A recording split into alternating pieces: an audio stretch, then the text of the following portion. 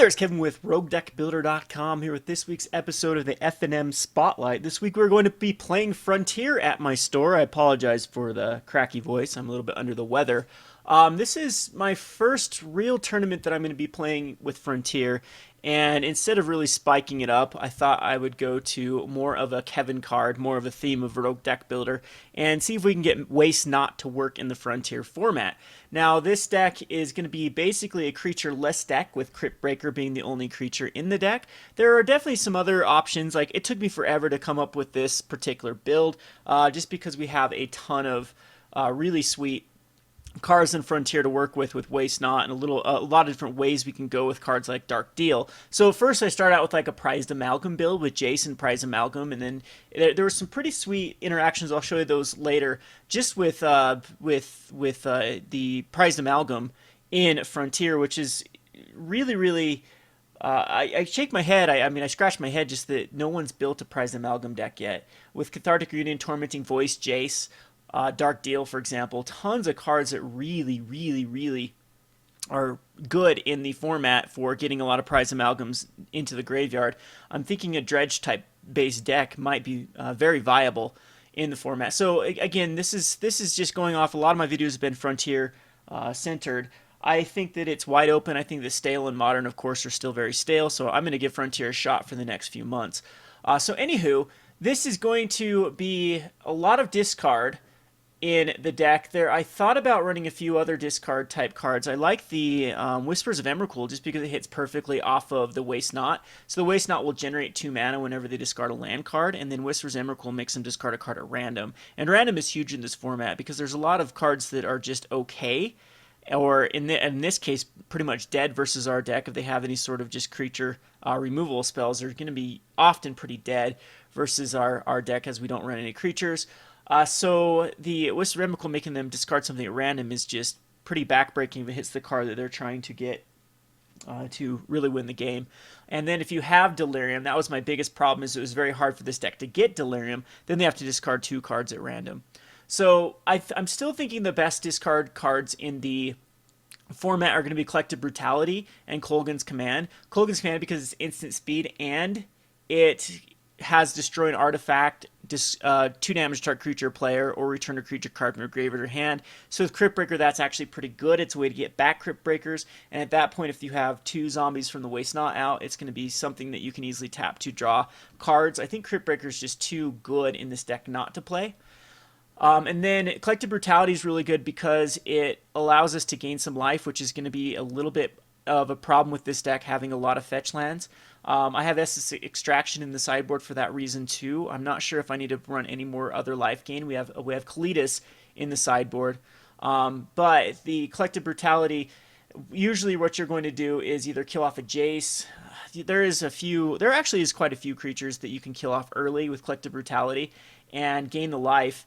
And then the pivotal thing is if you have a Waste Not out, target opponent reveals his or her hand, you choose an instant or sorcery card, and that player discards that card. So with Waste Not, that actually equals drawing a card. So that is going to be really good. That's why I'm running Duress as well. I think getting card draw off of Waste Not is more important than getting a creature with Despise. So the Sign in Blood's the other way for us to draw cards. It hits perfectly off Waste Not as well. Like if you go Waste Not Dark Deal, they're most likely going to discard a land card, and then you'll have 2 mana in your mana pool, and then you can Sign in Blood just to fill back up your hand, because Dark Deal is it's card disadvantage on your end, and is pretty bad if you don't have a Waste Not out. I think this deck is going to be very Waste Not dependent. Grasp of Darkness just pairs very well with Waste Not as well. You get a lot of the times you get the mana off of them discarding a land, and then there's your Grasp of Darkness. Collective Defiance is the other Dark Deal in this. That's the reason why we're running red.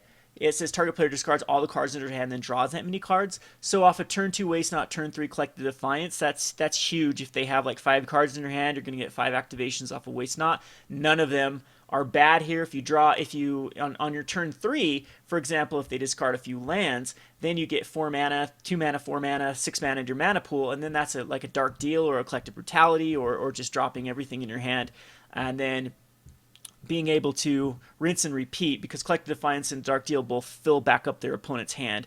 So you can do some pretty crazy stuff with this deck. Again, I don't know how it's really waste not dependent. I really thought about even running in cards like Sidisi just as a way to try to find the waste not. But I think that if without waste not, we're still a pretty good attrition based deck. We have first turn answers like a first turn Cryptbreaker or Duress into a second turn Collective Brutality or Grasp of Darkness. So we're slowing down what our opponent's trying to do. And then we have ways to fill back with Sign in Blood. Kolaghan's command is just pure card draw.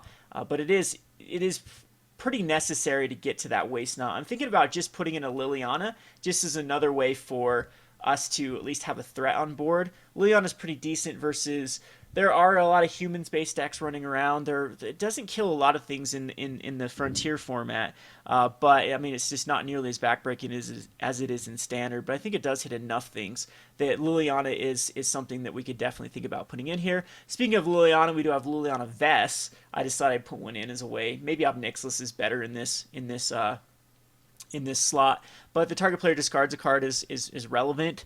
And then if you get her up to -8, you can use your opponent's cards against them. So cool interactions while building this deck that I thought about. I really want to see this combo in Frontier. So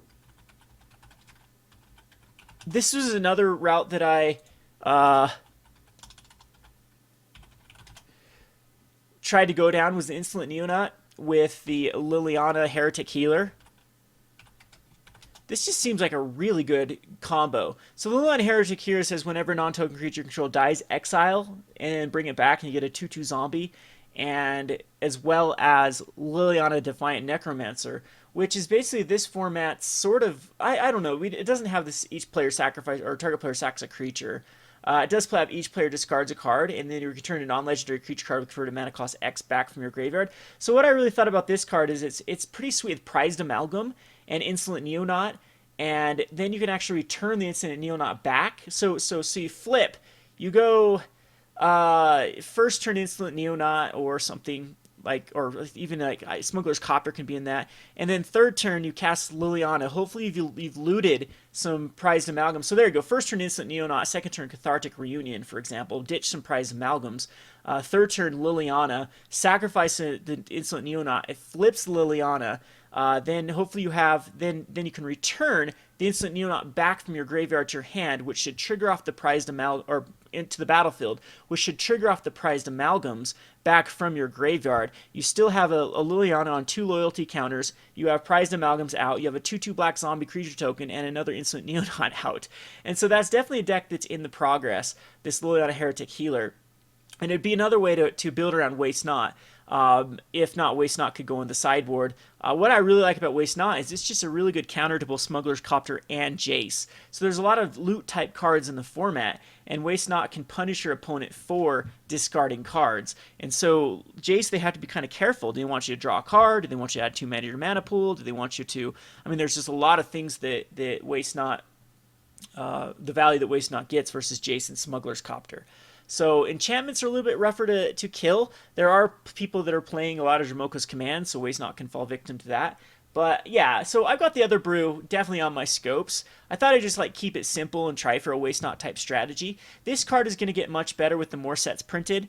If we get like a good discard card of, well, I think we actually have enough of them. But again, you can go different routes like Prized Amalgam. Then we have the Distended Mindbender that I thought that works pretty well with Liliana Heretic Healer as well. So Liliana Heretic Healer and, for example, like a Distended Mindbender and a Haunted Spirit, your opponent discards cards. You can then flip Liliana, get a 2/2, hopefully bring back another card that's in your graveyard to trigger off the Prized Amalgams. That's definitely, that whole route just seems very, very interesting for me to go down. And then just the sky's the limit with this format. There are so many cards from M15 and Origins especially that I think pair very well in this particular metagame. Just upgrading a bunch of standard decks with Origins and M15 cards, and then you of course have access to Dragons and Khans of Darkir and Fate Reforged and all that good stuff. That there is just some of these cards that just weren't quite working in the standard formats they were in are now potentially huge. I mean, look how much Waste Not just benefits from both Collective Brutality and Collective Defiance. Those are pairing very well. Oh, I forgot to talk about one other card that I have to try in this deck, which is Dark Salvation. Dark Salvation off of a Waste Not Dark Dealer or Collective Defiance also sounds really good. Your opponent discards like 2 lands again. That's 4 mana. If you have another mana floating, that's 2 more 2/2 black zombie creature tokens plus what other Waste Not. If they discard a few creatures, there's even some more black zombie creature tokens, and then you can kill something. So kill something and get a bunch of 2/2s to swing in for lethal. Haven't even scratched the surface on that. I thought about putting in just the zombie lord in the mix here. I think that too many options is definitely the thing here. Not enough options for a waste not type archetype. So this is gonna be I'm gonna try to spit out a bunch of different lists in the Frontier format in the next coming weeks, and we're going to try to get a tournament organized. Again, I'm a little bit under the weather, and with Christmas season, it's just so hard to organize things. But come the first of the year, especially after February, when I am relieved of my swim team duties, I'm going to focus full time on trying to kind of harbor a nice little Frontier and just rogue deck builder type community on the site. Again, we almost are in the finishing touches of like a deck building process for the site, and then it can auto generate, and then we can start posting numbers and data right there on the site. I've got a nice little programmer.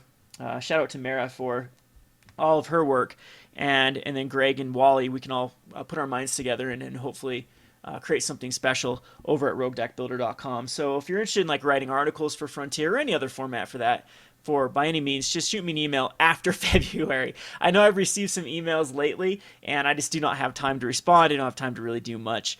You can see just how chaotic the channel is. In fact, I'm running late right now, so I better get going. This has been Kevin with roguedeckbuilder.com. Thanks for watching.